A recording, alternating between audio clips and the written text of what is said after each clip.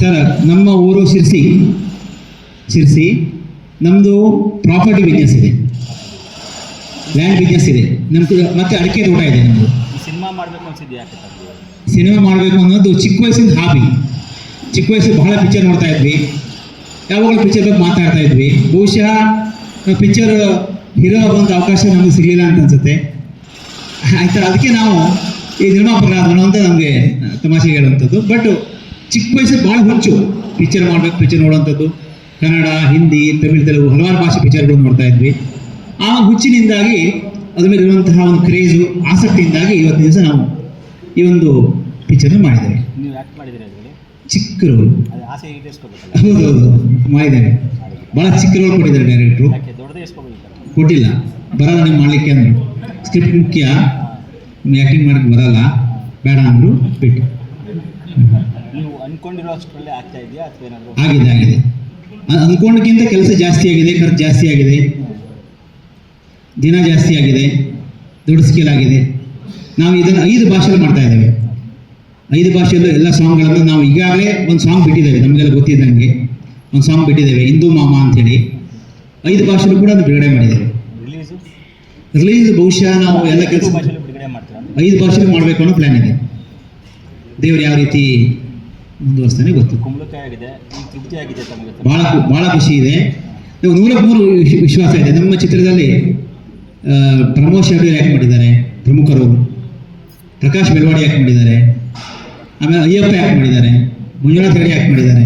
ಮತ್ತು ವಿಶೇಷ ಅಂತಂದರೆ 150 ಹೆಚ್ಚಿನ ಸಿದ್ಧಿಗಳು, ವನವಾಸಿಗಳು, ಇವರನ್ನು ಯಾರೂ ಸರಿಯಾಗಿ ತೋರಿಸೇ ಇಲ್ಲ. ಮತ್ತು ಚಿತ್ರದ ಹೀರೋ ನಮ್ಮ ಸೆಲ್ವಿನ್ ಅಂಥೇಳಿ ಒಂದು ಪ್ರಮುಖ ಹೀರೋ ಆಗಿ ಆ್ಯಕ್ಟ್ ಮಾಡಿದ್ದಾರೆ. ಸಿದ್ಧಿಗಳನ್ನು ಆ ಸಮುದಾಯದ ಇದೆ ಅಂತ ಎಷ್ಟು ಜನ ಗೊತ್ತಿಲ್ಲ. ಒಂದು ಎರಡನೇದು, ಅವರನ್ನ ಸುಮ್ಮನೆ ಯಾವುದೋ ಕಾಮಿಡಿ ರೋಲ್ಗೋ ಹಿಂದ್ಗಡೆ ನಿಲ್ಲೋ ರೋಲ್ ಕೊಟ್ಟಿದ್ವು. ಬಟ್ ಇವರಿಗೆ 2 ವರ್ಷಗಳ ಕಾಲ ಕಾರ್ತಿಕ್ ಅವರು ಟ್ರೈನಿಂಗ್ ಕೊಟ್ಟು, ಸುಮಾರು ಕಾರ್ತಿಕ್ ಅವರು 3-4 ವರ್ಷಗಳ ಕಾಲ ನಿರಂತರ ಪರಿಶ್ರಮ ಪಟ್ಟು ಈ ಸ್ಕ್ರಿಪ್ಟ್ಗೋಸ್ಕರವಾಗಿ ಒಂದು ಟೀಮ್ ಮಾಡಿಕೊಂಡು, ಅವ್ರ ಟೀಮಲ್ಲಿ ಹಲವಾರು ಜನ, ಒಂದು 8-10 ಜನ ಯುವಕರ ಜೊತೆಗೆ ಇದ್ದು ಸ್ಕ್ರಿಪ್ಟ್ ರೆಡಿ ಮಾಡಿ ಇವರಿಗೆ ಆ್ಯಕ್ಟಿಂಗ್ ಕಲಿಸಿ, ಒಬ್ಬ ಟ್ರ್ಯಾಕ್ಟರ್ ಡ್ರೈವರ್ ಆಗಿದ್ರು ಅವರು, ಮುಂದೆ ಹೇಳ್ತಾರೆ ಕಾರ್ತಿಕ್ ಅವರು.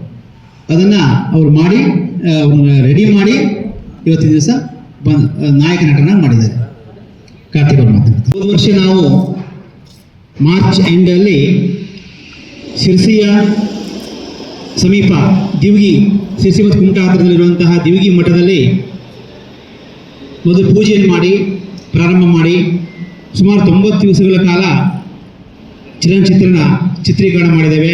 ಉತ್ತರ ಕನ್ನಡ ಜಿಲ್ಲೆಯಲ್ಲಿ ಚಿತ್ರೀಕರಣ ಮಾಡಿ ಇವತ್ತಿನ ದಿವಸ ಈ ಕುಂಬಳಕಾಯಿವರೆಗೂ ಕೂಡ ಬಂದಿದೆ. ಇದೊಂದು ಸುದೀರ್ಘವಾದಂತಹ ಪಯಣ, ಸುದೀರ್ಘವಾದಂತಹ ಅನುಭವ.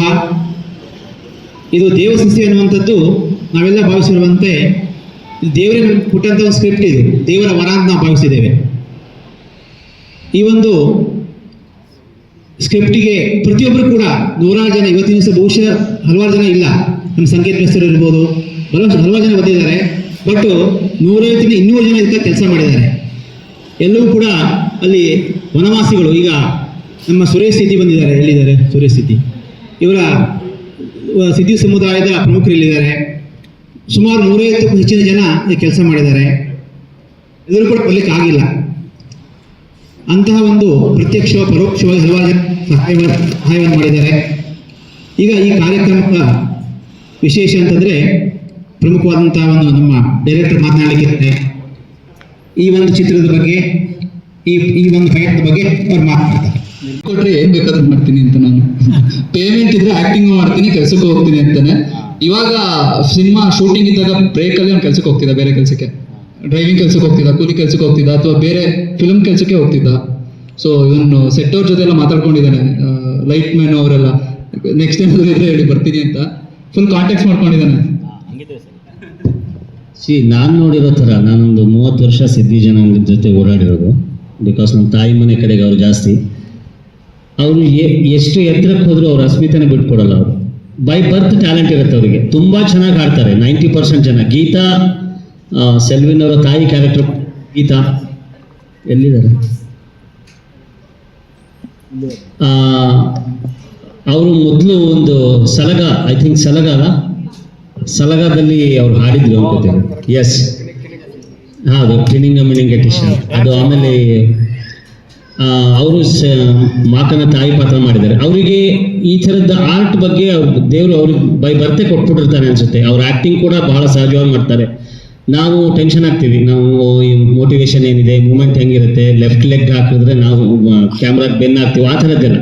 ಬಟ್ ಅವ್ರು ಬಹಳ ಕ್ಲೀನಾಗಿ ಬಹಳ ಶುಭ್ರವಾದಂಥ ಮನಸ್ಸಿನಿಂದ ಮಾಡ್ತಾರೆ.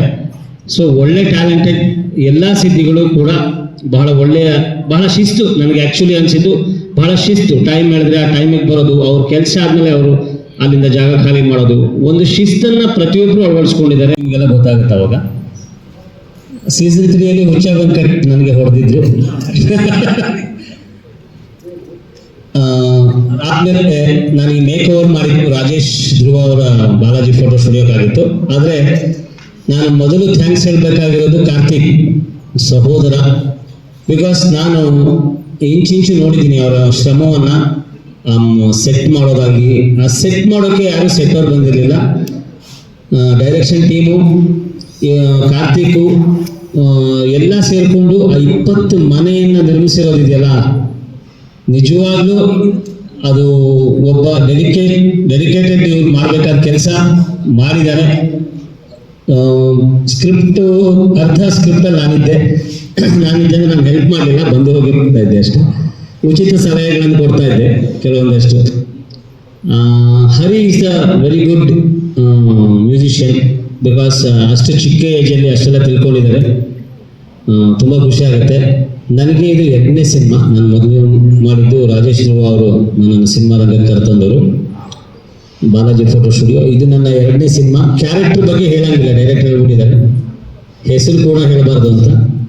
ಹಾಗಾಗಿ ಐ ಆಮ್ ವೆರಿ ಸಾರಿ. ಸಿನಿಮಾದಲ್ಲಿ ಇರ್ತೀನಿ ಸರ್. ಫಸ್ಟ್ ಹಾಫಲ್ಲಿ ಅರ್ಧ ದಿನ ಶುರುವಾದರೆ ಕೊನೆ ತನಕ ಇರ್ತೀನಿ. ಕ್ಲೈಮ್ಯಾಕ್ಸ್ ತನಕ ಇರ್ತೀನಿ.